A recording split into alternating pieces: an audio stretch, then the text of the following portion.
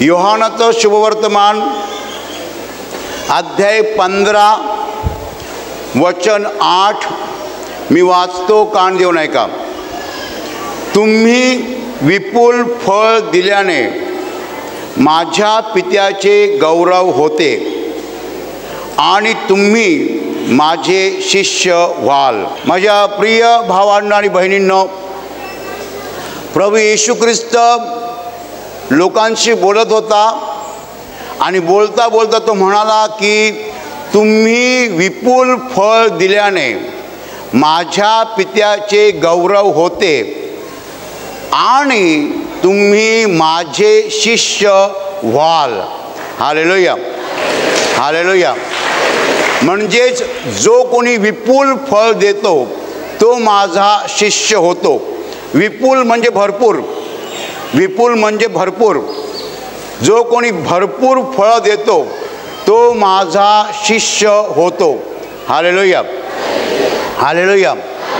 आणि पुढे येशू असं म्हणतो, योहान अध्याय 15 वचन 16, तुम्ही मला निवडले नाही तर मी तुम्हाला निवडले आहे व नेमले आहे ह्यासाठी की तुम्ही जाऊन फळ द्यावे व तुमचे फळ टिकावे आणि तुम्ही माझ्या नावाने पित्याजवळ जे काही मागाल ते त्याने तुम्हाला द्यावे.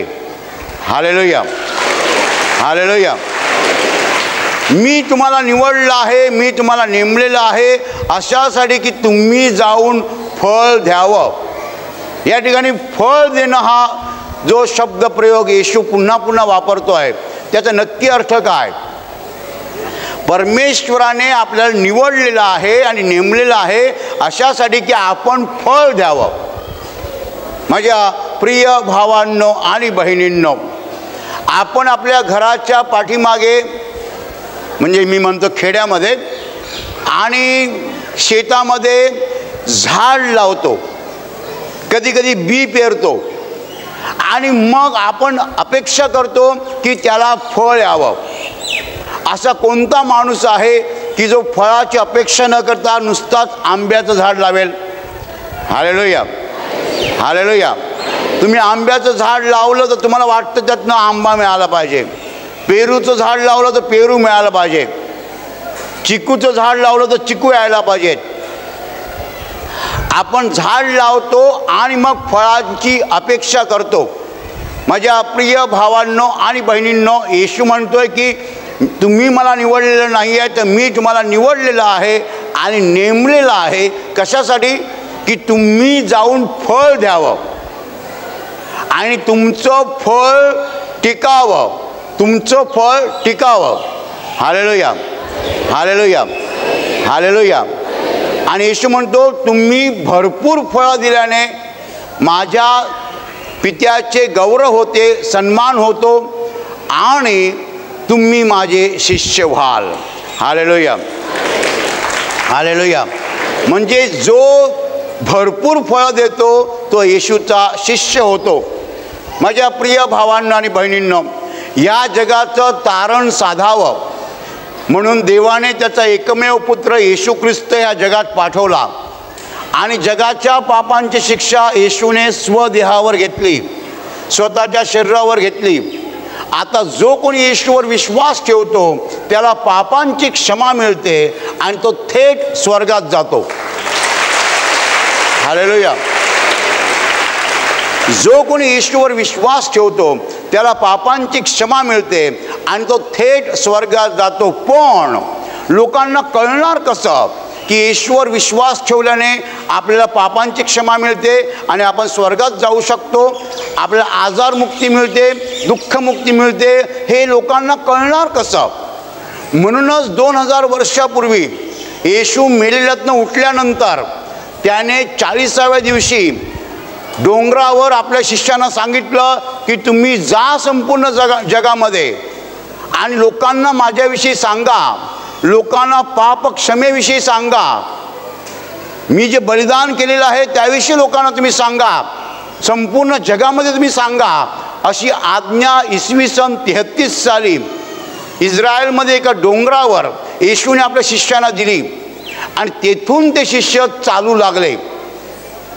तेथून सुवार्थ प्रसाराला आरंभ झाला, तेथून ख्रिस्त नामप्रचाराला आरंभ झाला आणि तेथून ते शिष्य जे चालायला लागले ते आता 1977 वर्षे उलटून गेलेली आहेत, इसवी सन 33 पासनं 2010पर्यंत.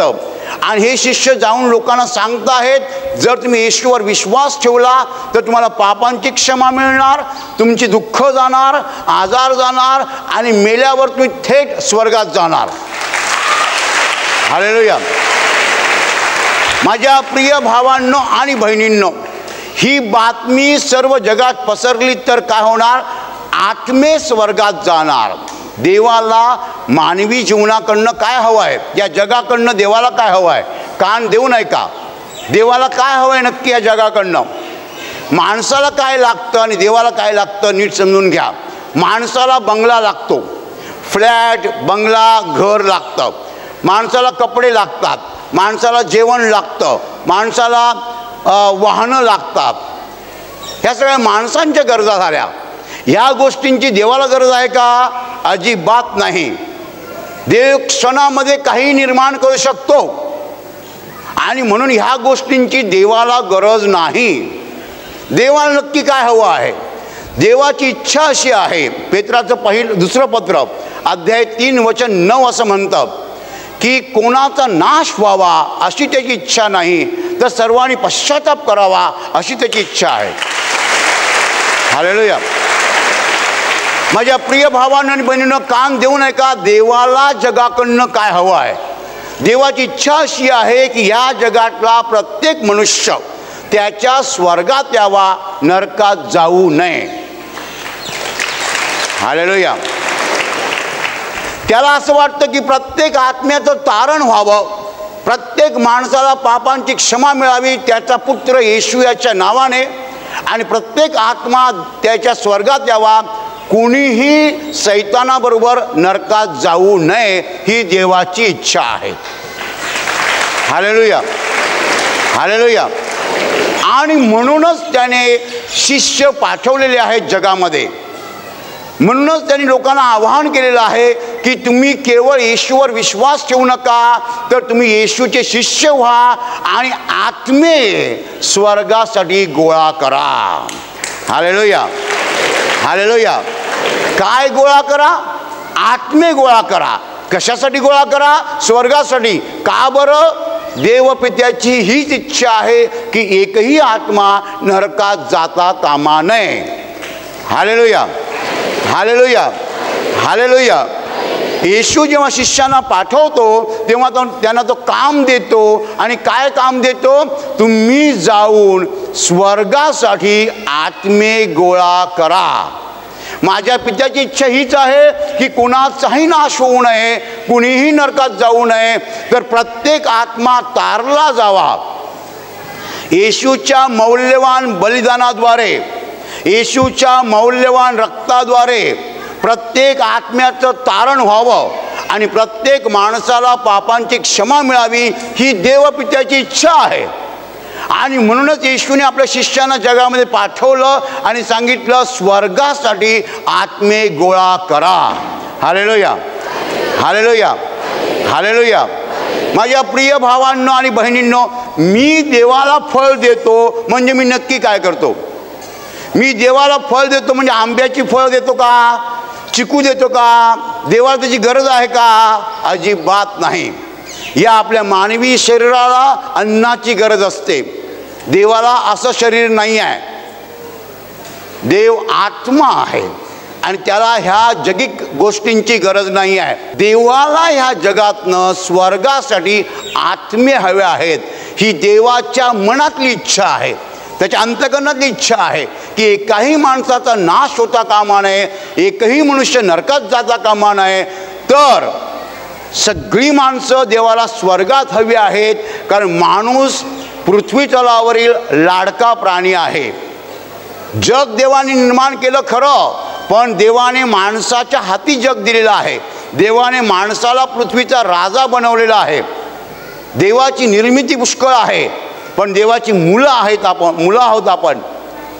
माझ्या प्रिय भावांनो आणि बहिणींनो, देव प्रत्येक मनुष्यावर अमर्याद प्रेम करतो. त्याच्या प्रेमाला सीमा नाही. देव प्रत्येक मनुष्यावर प्रेम करतो. आपण कुणावर प्रेम करतो? आपण कुणावर प्रेम करतो? जी माणसं आपल्यावर प्रेम करतात त्यांच्यावर आपण प्रेम करतो. पण देव मात्र सगळ्यावर प्रेम करतो. वाईटावर प्रेम करतो, चांगल्यावर प्रेम करतो, नीतिमानावर प्रेम करतो, अनीतिमानावर प्रेम करतो, तरुण मुलावर प्रेम करतो, म्हाताऱ्या पुरुषावर प्रेम करतो, तरुण मुलीवर प्रेम करतो, म्हातारणीवर पण प्रेम करतो, शिकलेल्यावर प्रेम करतो आणि न शिकलेल्यावर प्रेम करतो, गोऱ्या माणसावर प्रेम करतो आणि काळ्या माणसावर पण प्रेम करतो, मजबूत माणसावर प्रेम करतो आणि हाडकुळ्यावर पण प्रेम करतो. देव सगळ्यावर प्रेम करतो. म्हणून देवाला स्वर्गामध्ये प्रत्येक आत्मा हवा आहे. मी जर येशूला म्हणालो मला तुला खुश करायचं आहे, तर येशू सांगेल माझं काम कर तेव्हा मी त्याला काय सांगेन? तुझं काम काय आहे? शेतामध्ये वांगी पिकवणं का? तुझं काम काय आहे? त्याचं काम मला सांगायला नको, मला कळायला पाहिजे. त्याला काय हवं आहे या पृथ्वीवरनं? त्याला पृथ्वीवरनं आत्मे हव्या आहेत. Hallelujah, hallelujah. एका सुवार्तिकाने सांगितलं माझ्या जीवनाचं ध्येय एकच आहे की जे लोक नरकाच्या वाटेवर जात आहेत आणि आता नरकात पडणार आहेत त्याच्या थोड्या अगोदर मला माझं दुकान थाटायचं आहे आणि जेवढे नरकात जात आहेत त्यांना वळून मला स्वर्गाकडे परत न्यायचं आहे. Hallelujah, hallelujah. I want to have my shop next to Satan's hell. सैतानाच्या नरकाच्या थोड्या अगोदर मला माझं दुकान थाटायचं आहे आणि नरकात जाणार प्रत्येक आत्मा जो तो खेचून मला स्वर्गात आणायचा आहे. Hallelujah, hallelujah. काही माणसं पुष्कळ पापी जीवन जगतात आणि मरायला टेकतात. मरायच्या अगोदर त्यांना भेटून त्यांना सांगायला पाहिजे पापांची क्षमा माग येशूकडे, पापांची कबुली कर आणि आत्ता येशूचा स्वीकार कर, म्हणजे मेल्यानंतर तू स्वर्गात जाशील. Hallelujah, hallelujah, hallelujah. माझ्या प्रिय भावांना आणि बहिणींनो, पुष्कळ लोकांना ह्या जगाचं खरं चित्र माहीत नसतं. हे जग का अस्तित्वात आहे, ते कोणी निर्माण केलं, ते कोठवर अस्तित्वात राहणार आहे हे त्यांना माहीत नाही आहे. मत्ती 24:14 म्हटलेलं आहे की सर्व राष्ट्रात साक्षीसाठी सुवार्ता सर्व जगात गाजवली जाईल, तेव्हा शेवट होईल. येशूचं नाव जगभर पसरावं म्हणून जगाचा शेवट होत नाही आहे. एकदा ते पसरलं की जगाचा शेवट होणार. Hallelujah, hallelujah. माझ्या प्रिय भावांनो आणि बहिणींनो, आणि मी म्हणालो पेत्राचं 2 पत्र अध्याय 3:9 म्हणतं की कोणाचा नाश व्हावा अशी त्याची इच्छा नाही आहे, तर सर्वांनी पश्चाताप करावा अशी त्याची इच्छा आहे. आणि म्हणूनच त्याने शिष्यांना पाठवलेलं आहे. कशासाठी? आत्मे स्वर्गासाठी गोळा करावेत म्हणून. Hallelujah, hallelujah, hallelujah, hallelujah, hallelujah. तुम्ही विपुल फळ दिल्याने माझ्या पित्याचे गौरव होते. तुम्ही जेव्हा जास्तीत जास्त आत्मे स्वर्गासाठी गोळा करता तेव्हा माझ्या पित्याचा सन्मान होतो, त्याला आनंद होतो, कारण त्याला स्वर्गामध्ये आत्मे हवे आहेत. Hallelujah, hallelujah, hallelujah, hallelujah. माझ्या प्रिय भावांना आणि बहिणींनो, काही लोक म्हणतात मला चांगलं काहीतरी जीवनात करायचं आहे. तुम्हाला जीवनात चांगलं करायचं आहे तर हे करा. काय करा? स्वर्गासाठी आत्मे गोळा करा. कारण ह्या एका गोष्टीने देव खुश होतो, या एका गोष्टीने देव प्रसन्न होतो. हालेलुया. आता सगळ्याच झाडांना सारखी फळं येतात का? नाही. काही झाडांना कमी फळं येतात, काही झाडांना जास्त फळं येतात. हालेलुया. इथे असा एखादा बंधू बसला असेल, त्याने आणलेली 100 माणसं आज इकडे बसलेली असतील, त्याचा नंबर 1 आहे. Hallelujah, hallelujah. इथे असा एक बंधू बसला असेल तर सांगू शकेल इकडची 100 माणसं मी एकट्याने आणलेली आहेत, त्याचा नंबर 1 आहे. त्याने देवाला खुश केलेला आहे. Hallelujah, hallelujah. पण माझ्या प्रिय भावांना आणि बहिणींना, आज तुम्ही हे प्रवचन ऐकत असताना तुम्ही समजायला पाहिजे की कोणत्या गोष्टीने देव संतुष्ट होतो, कोणत्या गोष्टीने देव प्रसन्न होतो. जेव्हा आपण स्वर्गासाठी आत्मे गोळा करतो तेव्हा देव प्रसन्न होतो, कारण देवाला एकच गोष्ट हवी आहे, ती म्हणजे स्वर्गात आत्मे हवे आहेत. हालेलुया, त्याने निर्माण केलेला कोणताही माणूस नरकात जावा अशी त्याची इच्छा नाही आहे. हालेलुया. मला सांगा, इकडे किती आई वडील असे आहेत की जे म्हणतील आमची मुलं नरकात गेली तरी चालतील? कोण म्हणेल असं? कोण म्हणेल? नाही म्हणणार. मी जर तुम्हाला म्हणालो तुमचा मुलगा नरकात जाणार आहे, तुम्ही सांगा ब्रदर काहीतरी करा पण तो नरकात जाऊ नये. का बरं? कारण तुम्ही त्याच्यावर प्रेम करता, तुम्ही तुमच्या मुलावर प्रेम करता, म्हणून तुमची इच्छा आहे की तुमचा मुलगा नरकात जाऊ नये. त्याचप्रमाणे देव आपल्यावर प्रेम करतो, म्हणून देवाची इच्छा आहे की आपण नरकात जाऊ नये. Hallelujah, hallelujah, hallelujah. माझ्या प्रिय भावांनो आणि बहिणींनो, जर इकडे एक बंधू असेल, तो सांगेल तो जो माणूस बसलेला आहे तो अस्सल दारुडा होता, रात्रंदिवस बायकोला मारायचा, घरात एक रुपया देत नव्हता. एक दिवस मी त्याला प्रार्थनेला आणलं आणि त्या दिवसापासून त्याची दारू सुटली. आज 6 महिने झाले, त्याचं कुटुंब चांगलं चालत आहे. तुम्हाला माहिती आहे, जो माणूस सांगू शकतो मी त्याला प्रार्थनेला आणलं, त्याने 1000 कोटीची बिल्डिंग बांधण्यापेक्षा मोठं काम केलेलं आहे.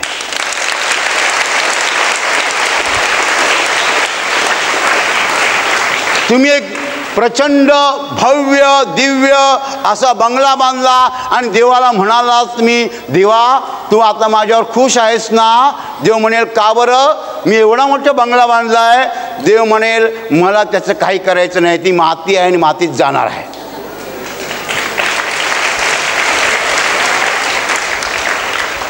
पण जर एक माणूस सांगेल, हे प्रभू, हा जो बंधू सतीश पाटील हा गेली 20 वर्षे दारू पिऊन बायकोला मारायचा, मुलांना मारायचा, घरात एक रुपया देत नव्हता, 6 महिन्यापूर्वी ह्याला मी प्रार्थनेला आणलं, त्या दिवशी पण हा इकडे घेऊन आला होता, दारू घेऊन आला होता, त्याला धड चालता येत नव्हतं, पण तू चमत्कार केलास. पहिल्याच दिवशी त्याची दारू सुटली. आज 6 महिने त्याची बायको आनंदात आहे, त्याची मुलं आनंदात आहेत.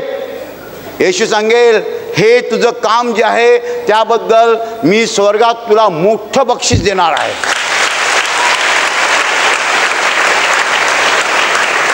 आणि येशू पुढे सांगेल, असंच काम माझ्यासाठी करत जा, म्हणजे तू स्वर्गात येशील जेव्हा तुझी संपत्ती तू पाहशील.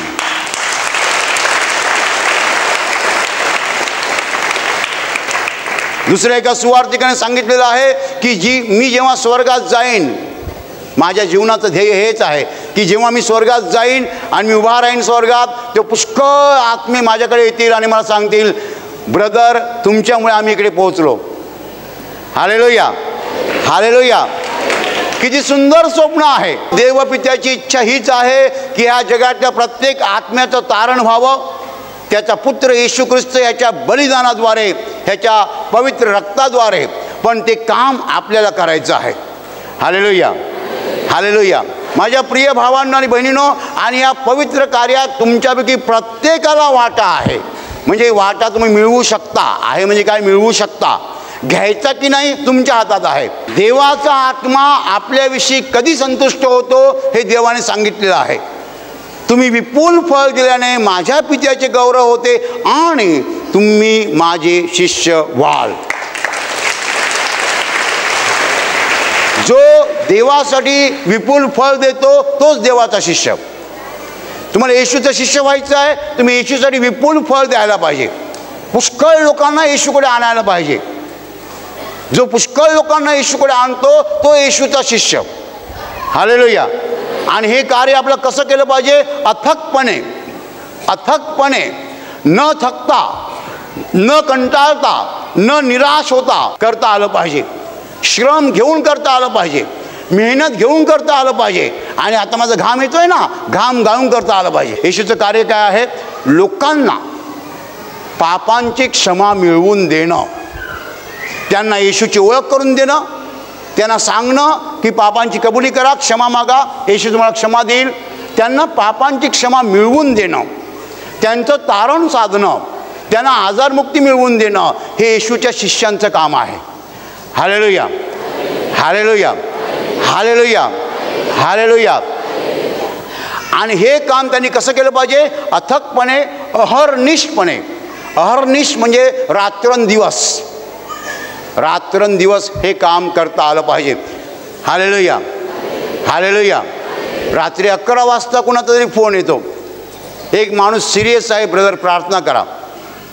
मी म्हणे रात्र आहे, ठीक आहे, कामाची वेळ आहे. Are this my duty hours, this are my duty hour, not my duty hours. Duty hours end at 5:30. संध्याकाळी 5:30ला ड्युटी अवर्स संपतात. रात्री 11 वाजता कुणाला तरी प्रार्थना हवी आहे. Is my duty time? Hallelujah, hallelujah, hallelujah. अथकपणे, अहर्निशपणे, अखंडितपणे आपल्याला येशूचं काम करता आलं पाहिजे. Hallelujah, hallelujah, hallelujah, hallelujah, hallelujah. माझ्या प्रिय भावांनो आणि बहिणींनो, परमेश्वर कशाने संतुष्ट होतो हे मी तुम्हाला सांगितलेलं आहे. आपण जेव्हा त्याच्यासाठी मोठ्या प्रमाणामध्ये आत्मे गोळा करतो तेव्हा तो आपल्यावर संतुष्ट होतो, तो आपल्याला शिष्य समजतो. येशूचे शिष्य येशूसाठी आत्मे गोळा करतात आणि हे काम आपल्याला करत राहिलं पाहिजे. जो येशूला खुश करतो त्याला सगळं मिळणार. Hallelujah, hallelujah, hallelujah, hallelujah.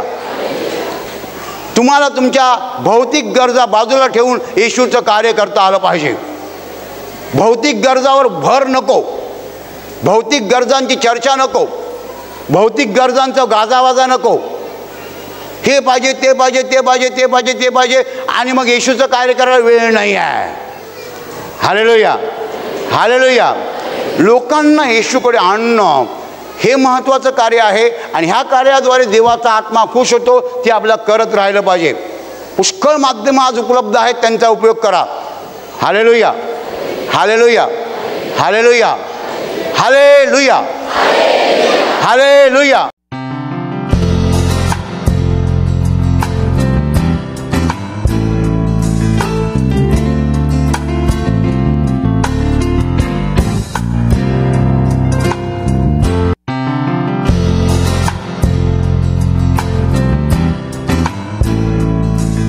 तुझं नाव सांग.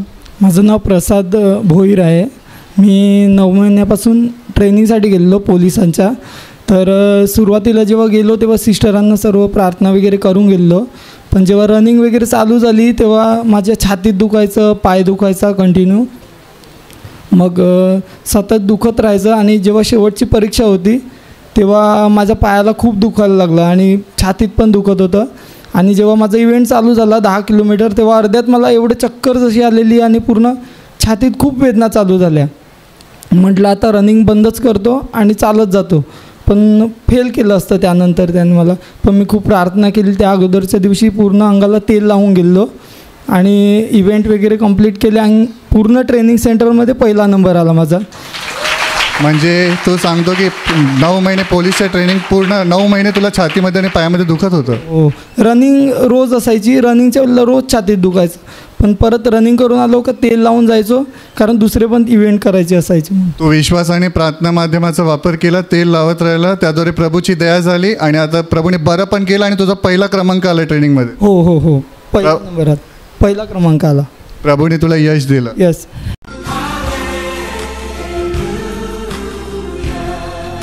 ताई तुमचं नाव सांगा. रजनी. रजनी. आणि मुलीला काय झालेलं? तिचा डावा पाय खूप एवढं दुखत होतं की सोमवारी खूप दुखत होतं की तिला सणच होत नव्हतं. जे काय घरात होतं तेवढं लावलेलं पण कायच त्रास कमीच नव्हता होत. मग तिला मांडीवर घेतली आणि देवाची स्तुती केली, आराधना केली, प्रार्थना केली आणि तिचा त्याच क्षणाला ती 10 मिनटात झोपूनच गेली. तुम्ही जेव्हा देवाची स्तुती करायला लागला, धन्यवाद द्यायला लागला, ती झोपून गेली आणि त्यानंतर दुखणं बरं झालं? बरं झालं. 10 मिनटात झोपूनच गेले ते. 10 मिनिटात देवाने बरं केलं. बरं केलं.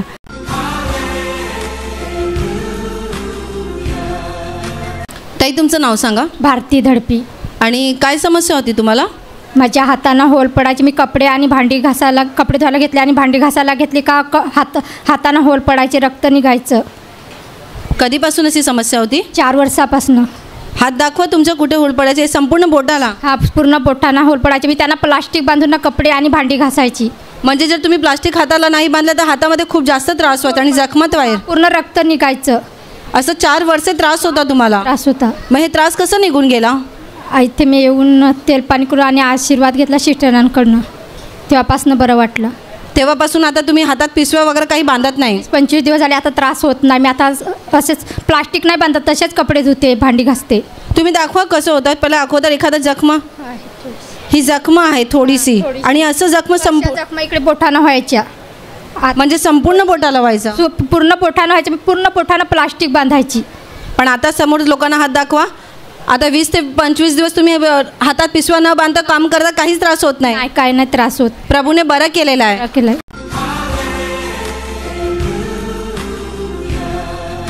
ताई, तुमच्या मुलीला काय झालं होतं? ज्या मुलीला पहिल्यांदा शाळा सुरू झाली तेव्हा एक दिवसच शाळेत गेली होती, आणि त्या दिवसापासून तिचं डोकं दुखायला लागलं का दिवसाभरामध्ये डोका दुखतच नव्हता. रात्रीचे दुखायचं, ती झोपायची नाही, बसून लढायची, अशी हात लावून राहायची आणि खाली बसायची आणि लढायची. म्हणजे रात्रीचे इकून पण दुखायचं आणि मागून पण दुखायचा डोका. मग मी रविवारी आम्ही इकडं आणत राहिलो तिला प्रार्थनेसाठी, आणि तीच वचनं बोलत राहिली, आणि तेलाचं आशीर्वादित तेलाचं ती कुरूस काढायची, तीच काढायची सगळीकडे कुरूस, आणि वचनं बोलत राहिली. मग आता ती 10 ते 12 दिवस आता बरे आहे, आता शाळेमध्ये जाते. आता ती शाळेत जाते. कितवीला आहे ती आता? 6वीला आहे. तुझं नाव काय? जागृती. आणि तुझी मम्मी बोलते की रोज तुझ्या डोकं दुखायचं, म्हणजे 10-12 दिवसापासून? हो. रात्रीचं दुखायचं? हां. मग त्यावेळी तू काय करायची? आशीर्वादी पाणी तेल लावत राहायची. आणि आता डोकं दुखत नाही? नाही. आता तू रात्रीची व्यवस्थित झोपते? हो. पूर्ण बरं झालेलं आहे? हो.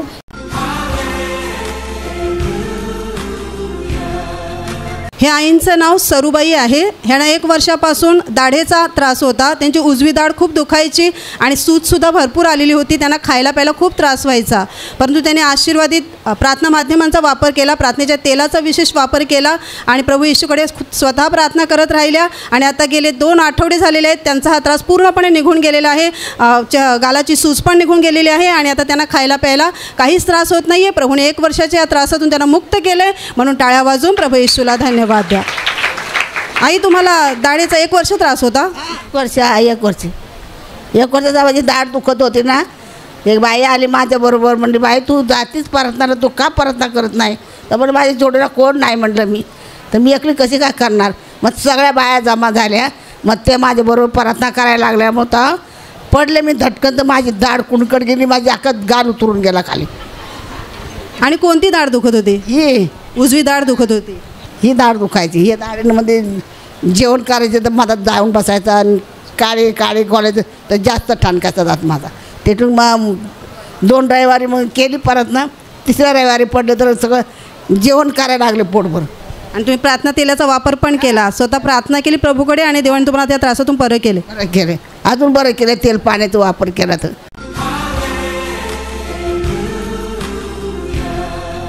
आणि आता मी तुमच्यासाठी प्रार्थना करत आहे. तुमचे डोळे मिठा आणि तुमच्या शरीराच्या ज्या भागाला आजार आहे त्या भागावर हात ठेवा. विश्वासाने हात ठेवा. प्रभू येशू स्वतः तुम्हाला स्पर्श करेल आणि एका क्षणात तुमचा आजार नाहीसा करेल. तुमच्या शरीरातील प्रत्येक आजार प्रभू येशूच्या पवित्र नावात नष्ट हो. तुमच्या जीवनातील प्रत्येक दुःख प्रभू येशूच्या पवित्र नावात नष्ट हो. आणि तुमच्यावर आणि तुमच्या कुटुंबावर प्रभू येशूचे महान आशीर्वाद होत.